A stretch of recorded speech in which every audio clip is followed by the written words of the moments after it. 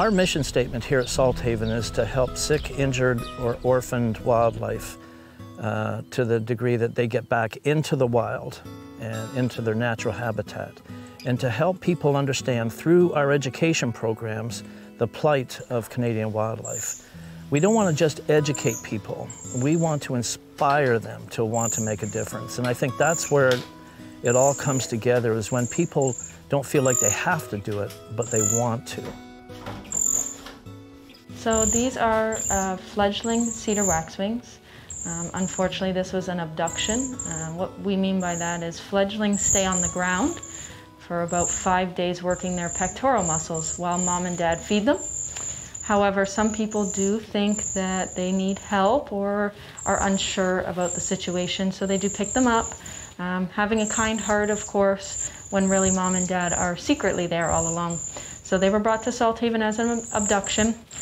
We couldn't take them back in this circumstance, so we are feeding them. Cedar waxwings love berries. That's their primary diet. Cedar waxwings are very family-oriented.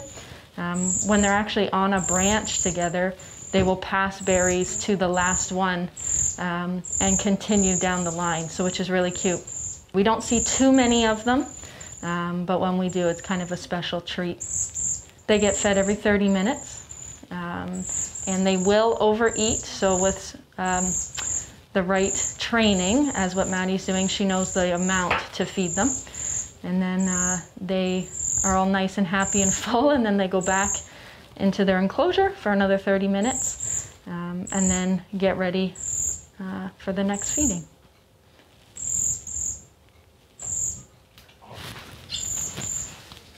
So these are barn swallows. They came to us as nestlings, so they are fully fledged. And with barn swallows, they eat while flying. So sometimes it's very difficult to get them to eat, so we do have to tweezer feed them sometimes right through. Barn swallows are endangered here in Ontario, which is quite sad, so we don't see too many of them, just like the cedar waxwings, but when we do, it's very nice, and we try and train them to eat as best as possible. They're really neat flyers. They fly kind of in a swooping motion, and they're the only bird that can actually move all the way around as a 180 when flying. They're very good flyers. We're training them to find food on their own because they are at a stage where they will be able to. We usually feed from one dish and then leave the other dish full of mealworms so that they know that they are able to go and get that dish whenever they feel they want to. Barn swallows eat up to 1,000 mealworms a day, or 1,000 bugs a day.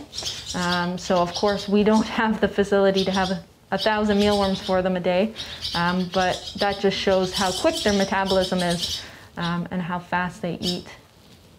We are going to be upgrading them into a bigger enclosure very soon so they can work their pectoral muscles to fly and get stronger. And we are cautiously optimistic on the release. We always say cautiously optimistic because with wildlife, it is hard to tell sometimes. Okay, I'm just going to get some milk for him.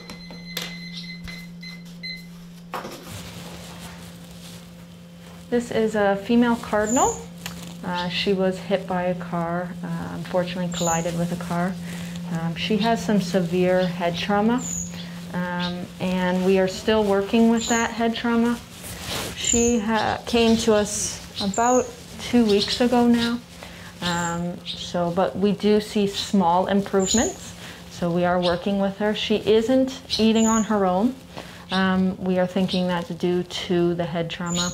They sometimes have a hard time bending down or noticing food because they're just trying to use all that energy to stand and use their vital organs and not actually focusing on hunting for food.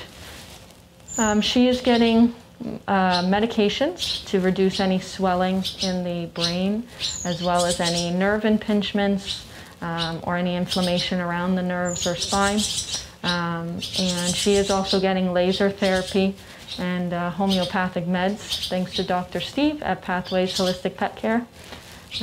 So she is getting the works, and we're hoping to see some improvements maybe in the next 3 to 5 days. Maddie's holding her in a proper grip that we use here at Salthaven and taking her time with feeding her those mealworms, making sure that it goes further down into her throat so that she realizes that she is swallowing or getting food into her mouth. She does have a slight head tilt, and this could turn into torticollis, which we are a little concerned about, but we will just watch that and make sure that that doesn't get to that point. If it does turn into torticollis, we'll take further actions to do that. But so far she is maintaining her situation, which is a good sign. And she's gaining weight too, which is also a good sign. She's actually a very good patient. And what I mean by that is she's actually opening her mouth for the food. Usually cardinals, sparrows, grosbeaks with a beak, as you're seeing, they never open it because it's so strong. But she's actually willing to open her beak for us and take that food. So she's smart enough to know to open that, or to open her beak for the food, which is really amazing that she's figured that out in such a small time. But that is usually her stance after food. As you can see, the head trauma, she may be flipping around when she's stressed, having a hard time balancing. So we try and keep the stress to a minimum. This is a bank swallow who has a coracoid fracture, which in human bones is a collarbone fracture. So what we have to do in this circumstance is do a body wrap. So the wrap goes around the wing and also around the body to stabilize the coracoid or the collarbone. So he's had this on for about 3 days now, and it does have to stay on for about 5. Once it stays on for about 5 days, then we take it off, we do some physio with the wing, and then it goes back on for another 5 days. The only issue we're having with the body wrap in him is he's not eating. He's a little bit out of it, a little shocky, and a little dehydrated, so we are fighting with that a little bit. With body wraps, you have to be very careful and cautious because when you're wrapping it around the body, you have to make sure that it's above the legs, but also below the crop, because the crop is the first place the food goes to digest. So it is kind of a delicate situation. And also in this delicate situation, as you can see, Maddie is gently opening the beak to force feed. Their beaks are very flexible and malleable, and one wrong move can fracture the beak, so you have to be very, very cautious when doing this. He does stand, he does move around, he obviously can't fly right now due to that fracture, and we do think the only reason he's not eating, on top of him being slightly dehydrated and a little shocky, is when he gets older. Just like the barn swallows, they do eat while in flight, so he's not realizing that he needs to eat out of a dish. And that is going to be hard for him because he is an adult and a first year fully fledged, so he already knows to eat in mid-flight. So we're hoping in this next 2 days we can take off the body wrap and do some physio and really show and get some improvement and show that there's some healing process and some callusing there, a callus there on the coracoid fracture. If there isn't any callus, that's not a good sign. That means that the bone is healing incorrectly. And on a bird this small, it's definitely possible because the bones are so tiny, it's hard to line them up properly. Not that we go in blind, but it is quite difficult to line those bones up properly. The parents can train the babies like no rehabber can. They teach them all about predators, where food is, what food is, and so on. And through the next couple of weeks, those babies are taught in such a way that they can survive in the environment. We can't even do that as effective. Mom's a word there. So wherever possible, we want people to get those babies back with mom. If they're injured, if there's flies around them, that kind of thing, yep, they need to be they need to be brought in and tended to. But other than that, nature usually takes care of itself.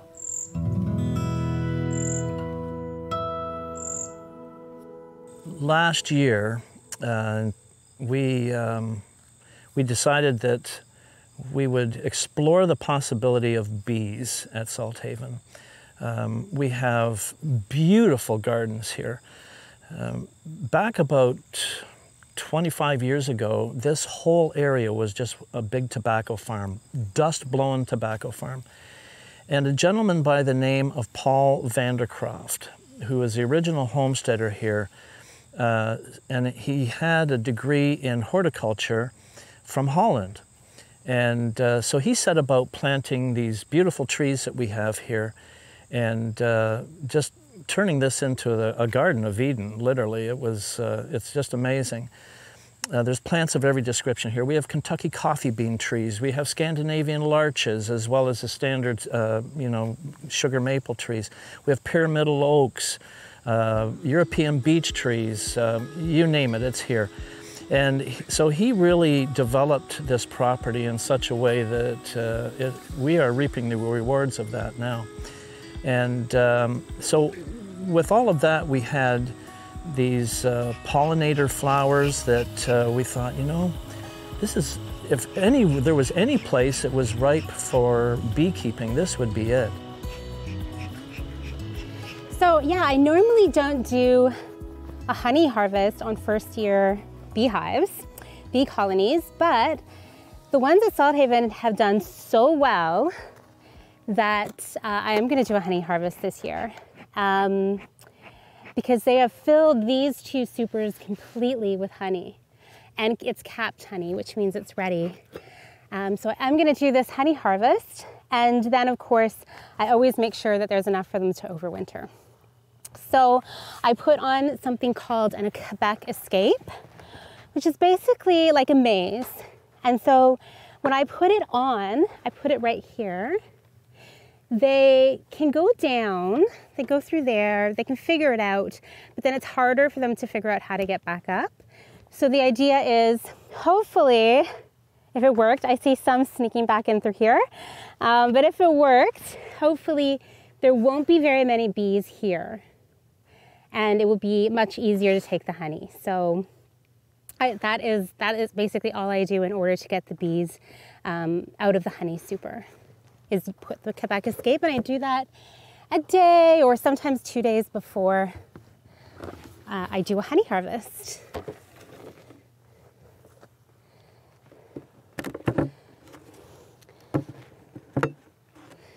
So the first box is the most recent one I put on, so you wouldn't expect much honey here,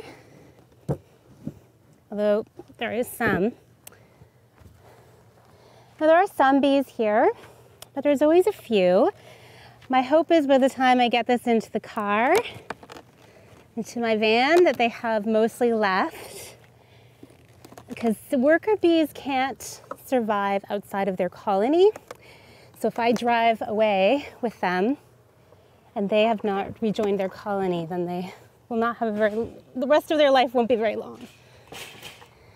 So this is the second one that did really well.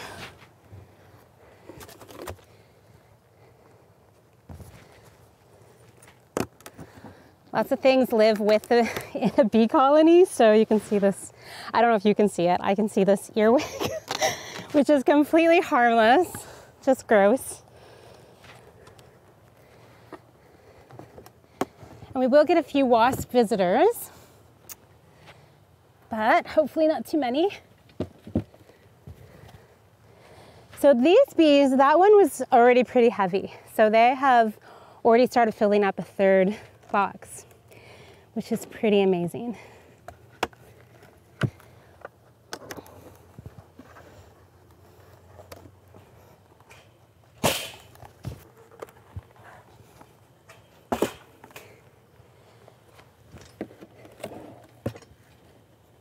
And you can see this is this broken one. You can see it was fully capped.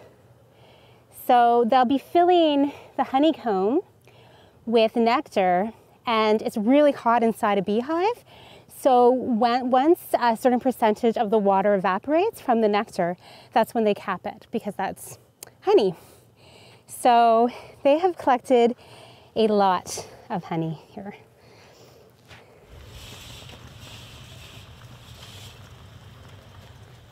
So when I usually check a beehive, I don't check inside the honey supers, which is what the smaller boxes are called, because I just base it on feel to know if they have very much honey in there. What I'm interested in for a usual bee check, hive check, is to know what's going on in what's called the brood box, which is the box at the bottom here.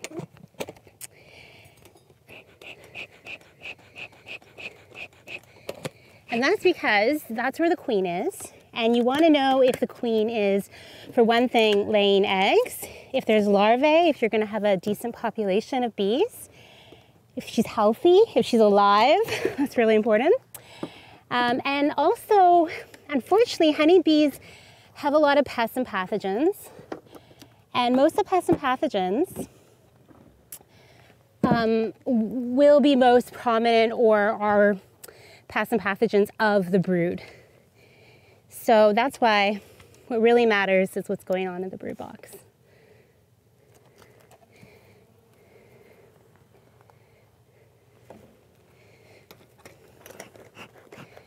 So I just give them a little bit of smoke. It just makes them go down and start eating honey.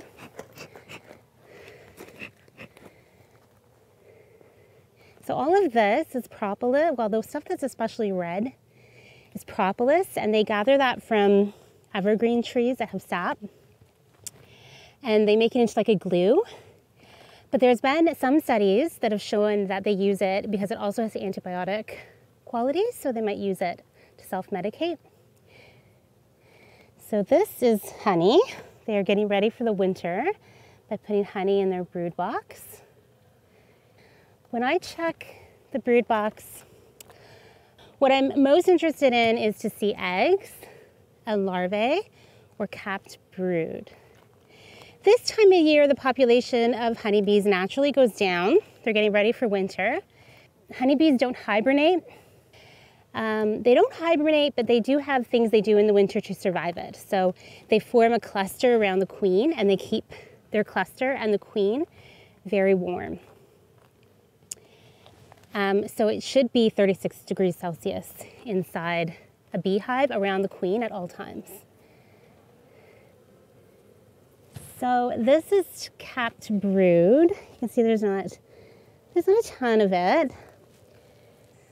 So I do see some eggs, which means there is a laying queen. And actually, when it comes to the queen, if I see eggs, I usually don't look specifically for the queen, because if there are eggs, that means there's a laying queen. Unless sometimes you see like a whole bunch of eggs in one, which means there's a laying worker, and a laying worker bee. The bees that are produced from that will be male bees. And that's not very helpful for the hive right now. So that would be a problem, but I see one egg right at the bottom of each of these cells, which is just perfect, what you want to see.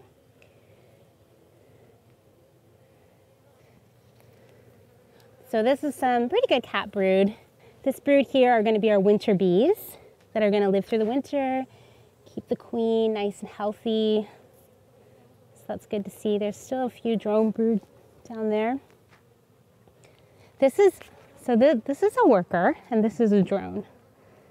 So they're bigger, and their bottoms are like blunt, whereas the workers come to a point.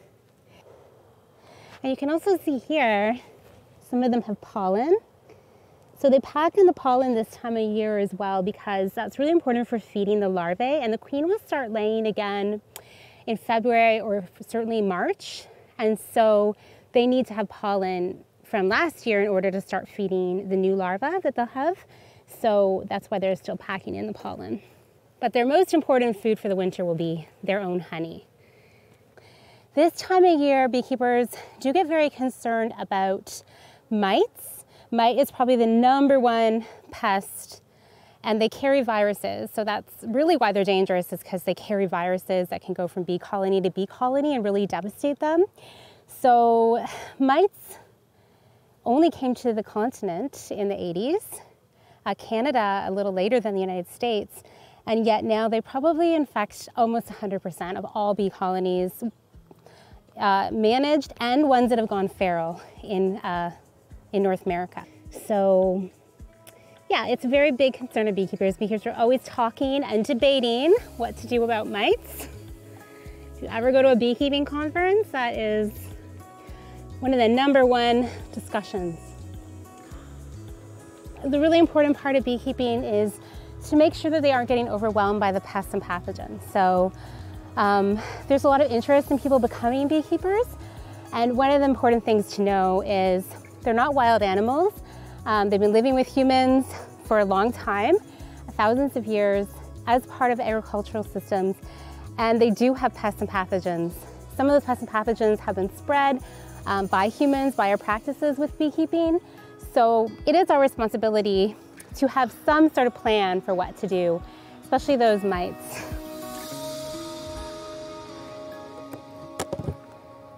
All sorts of insects love, and animals love honey. So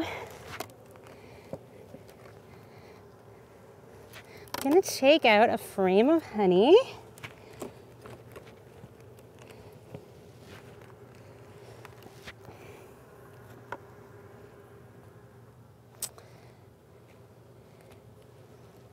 So you can see here all capped. This is great because if it's partly capped and then partly it's open nectar, I wouldn't really extract from that because the water content of the honey will then be too high and it will ferment. So this is like really ideal. So I'm gonna take this honey away. I have an extractor at home. So I have my laundry room also doubles as a honey house. So I have an extractor. And so what I'm going to do is take this, you have to cut off the capping somehow. So I just use a knife, but there's all sorts of little tools you can get to help you with that. And then I put it in the extractor. I can fit, I believe, 20 frames in it. It like goes around really, really fast and all the honey kind of whips out of it. And then there's a like kind of faucet and I open that up and the honey just flows right into a container. And then I strain it. So strain it through a very fine sieve. And then I have honey and I bottle it up and that's the process. So I keep the honey raw so I don't pasteurize it or heat it. I believe there's health benefits to raw honey. There's a lot of antibacterial properties and it doesn't go bad and it's really great and beautiful. And so I don't heat it in any way. So when you have to cut off the caps and then the honey is just right there. And it's amazing how it's just so perfect and it just flows out. For one worker bee, her life's work is as a forager will contribute to roughly on average about 1/12 of a teaspoon of finished honey. So this represents a lot of bees' work. And so I think honey is a very, very special food product because of that. Something people should enjoy and savor. And I think one of the ways to do that is to support small-scale beekeepers and ask them about how they beekeep, ask them about their practices, yeah, and just support the work that they do. We're aware of native bees and the imports from Europe that we commonly refer to as honeybees, but there is more than enough to go around here. Oh my gosh. This place is just on fire with blossoms every year. And so we're not crowding out anybody. And we feel that there's a benefit here, especially because of the pollinator flowers that we have. And we have 2 large fields, about 15 acres of fields here that have alfalfa in them with those little blue flowers. The bees are all, and we have goldenrod along the creek. Well, all the flowers in the gardens here too. So yeah, the bees have been a real interesting experience. We've learned an awful lot from them. They're incredible.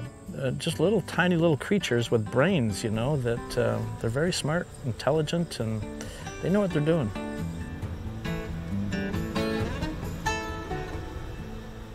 Releases are kind of a fun experience for everyone, especially if you've been here for a while and you kind of get to see the whole treatment sequence. So from admission, you see them usually fairly debilitated, and then getting to watch that process to the release day.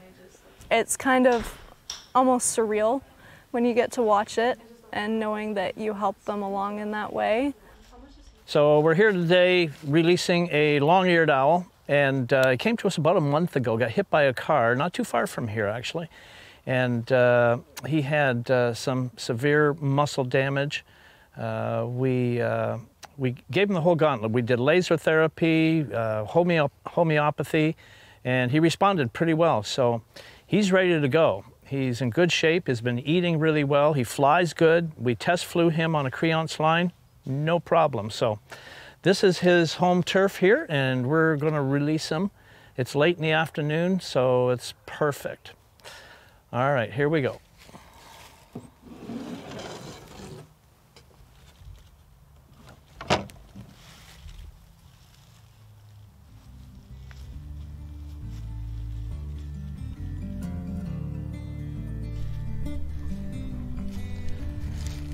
No problem there. Boy, he negotiated those trees really good, didn't he?